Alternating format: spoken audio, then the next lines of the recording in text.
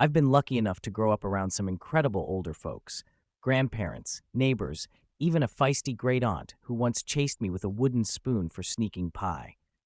They've seen it all: wars, recessions, heartbreak, joy. And over the years, they've dropped these little gems of wisdom that I didn't always appreciate at the time. But now, oh, I wish I'd listened sooner. So today, I'm spilling 6 secrets to a happy life, straight from the mouths of the wisest people I know. Whether you're 20, 40, or 80, these are for you. We're talking relationships, stress, purpose, all the good stuff. So get comfy, maybe grab a notebook, and let's dive in. Oh, and stick around to the end. I've got a little bonus for you. Ready? Let's go. Secret number 1: happiness is a choice, not a destination. My grandpa used to say, "You don't wait for the sun to shine, you make your own light." And he wasn't kidding. He grew up dirt poor. Think one pair of shoes shared between 3 brothers. By the time I knew him, he was this cheerful guy who'd whistle while fixing the car, even if it broke down again. I remember asking him once, "Grandpa, how are you always so happy? Life's been tough." He looked at me, grease on his hands, and said, "Kid, if I waited for everything to be perfect, I'd still be waiting. You pick the good and roll with the bad." One story sticks out. When I was 10, he took me fishing, just a rusty old boat on this muddy lake.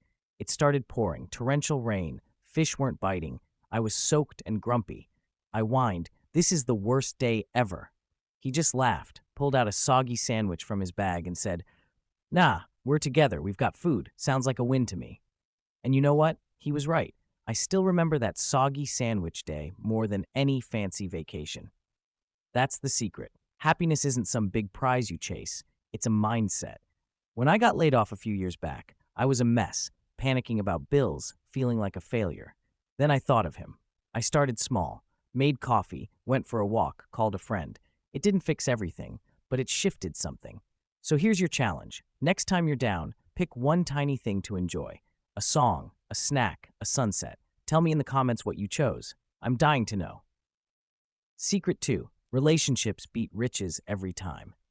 My great aunt Clara, she was this spitfire who lived to 92, used to say, "You can't hug a bank account, but you can hug a friend." And she meant it. Clara didn't have much. She worked as a nurse, raised 3 kids alone after her husband passed early. But her house, always full. Neighbors, cousins, random kids from the block, everyone was welcome. I'd go over as a teenager, and she'd have this big pot of soup going, feeding whoever showed up. One time I asked Aunt Clara, "Don't you ever get tired of all these people?" She winked and said, "Tired? Nah, they're my treasure." She proved it too. When I was in high school, I got dumped. First heartbreak, total meltdown. I showed up at her place, eyes puffy, expecting her to tell me to toughen up. Instead, she sat me on her lumpy couch, handed me a bowl of that soup, and listened. No advice, just ear on, mouth off. I left feeling lighter, not because the breakup was fixed, but because she cared. Years later, when she passed, her funeral was packed, standing room only. Not because she was rich or famous, but because she invested in people. That hit me hard in my 20s, when I was chasing jobs and status. I'd skip dinners with friends, ghost texts, thought I'd catch up later. Then I remembered Clara. Now I make time. Coffee with a buddy, a call to my mom. It's gold. What's one relationship you'd fight for? Drop it in the comments. Let's celebrate the people who matter. Secret 3: slow down and savor the moment. This one's from my neighbor, Mr. Eddie. He was 85 when I met him, still tending this tiny garden like it was his masterpiece. He'd say, "Life's not a race, it's a stroll. Look around." Eddie was deliberate. I'd see him out there, clipping roses, whistling some old tune. One summer, I was rushing past, late for something dumb probably, and he waved me over. "Sit a minute," he said, handing me a glass of lemonade. I was antsy, but I sat. We didn't talk much, just watched the bees buzz around his flowers. After 10 minutes, he grinned and said, "Feel that? That's peace." And he was right.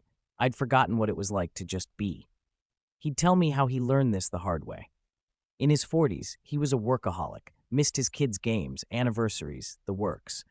Then his wife got sick, and suddenly, all that hustle didn't matter. He said, "I'd give anything for one more slow day with her." That stuck with me. In my own life, I'm guilty of speeding through, scrolling while eating, multitasking like a maniac.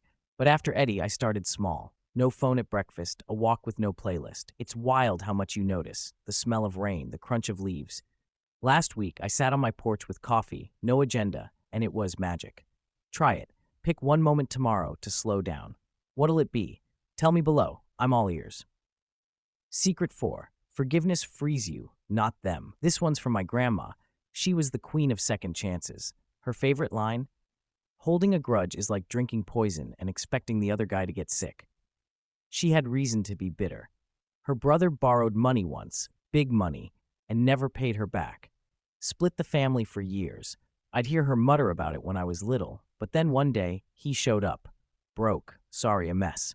I thought she'd slam the door. Nope. She hugged him, made him dinner, and that was that. Later, I asked, how'd you let it go? She said, because I was tired of carrying it. He's still a fool, but I'm free. That blew my mind. I've had my own grudges, coworker who stabbed me in the back, a friend who ghosted me. I'd replay it, stewing, losing sleep. Then Grandma's voice crept in. So I tried it, wrote a letter I never sent, just to vent, and let it go. Didn't fix them, but man, it fixed me. I slept like a baby that night. Forgiveness isn't saying it's okay, it's saying I'm okay. Who've you been carrying around? Maybe it's time to drop the weight. Share your thoughts in the comments. I'm here for it. Secret 5. Purpose keeps you young. My old boss's mom, Mrs. Lopez, she was 78 and ran circles around me, taught me this. She'd say, you don't stop moving because you're old. You get old because you stop moving. Mrs. Lopez volunteered at the library, taught kids to read, baked for every fundraiser. I'd see her bustling around, apron on, grinning like a kid. One day I asked, how do you have so much energy? She said, purpose, Mijo, keeps the rust off. She told me how, after retiring, she felt lost, TV all day, no spark. Then she started helping out, and boom, new life. I saw it in action. At 80, she organized a book drive, hundreds of books, all her doing. She'd say, if I've got breath, I've got work. That hit me in my 30s, when I was coasting, no goals, just blah. I picked up photography, not pro level, but it lit me up. Suddenly, weekends weren't just Netflix, they were adventures. Purpose doesn't have to be huge. Plant a garden, mentor someone, knit a scarf. What's your spark? Drop it below. Let's inspire each other. Secret 6. Gratitude turns what you have into enough. This one's from my childhood friend's grandpa, Pop. He'd say, you've got more than you think. Count it up.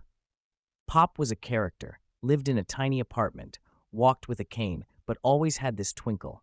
He'd sit me down with a plate of crackers and tell me about his life.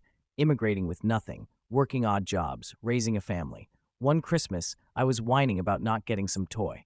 He handed me a pencil and said, write down 5 things you've got. I grumbled, family, food, a bed, and he nodded. See, you're rich. That lesson grew on me. In my 20s, I was broke, ramen for dinner broke, comparing myself to everyone online. Then I tried Pop's trick, listed my health, my dog, a roof. It shifted everything. Last month, I had a rough day, work stress, car trouble. I wrote it down, friends, coffee, a warm coat. Suddenly, it was enough. Try it. Name 3 things you're grateful for today. Share them in the comments. Let's spread the vibe. Wow, we did it. 6 secrets to a happy life. Choose happiness, prioritize relationships, slow down, forgive, find purpose, and practice gratitude. These folks, Grandpa, Clara, Eddie, Grandma, Mrs. Lopez, Pop, they've shown me happiness isn't luck, it's a way of living. I wish I'd known this sooner, but I'm so glad I get to share it with you now. Here's that bonus. I've put together a free PDF elderly wisdom cheat sheet. It's got these secrets, some bonus tips, and even Pop's cracker recipe. Simple, but so good. Links in the description. Grab it, share it, live it. If this resonated, hit that like button. It means the world. Subscribe and ring the bell for more. Tell me in the comments which secret's your favorite, or share your own elderly wisdom.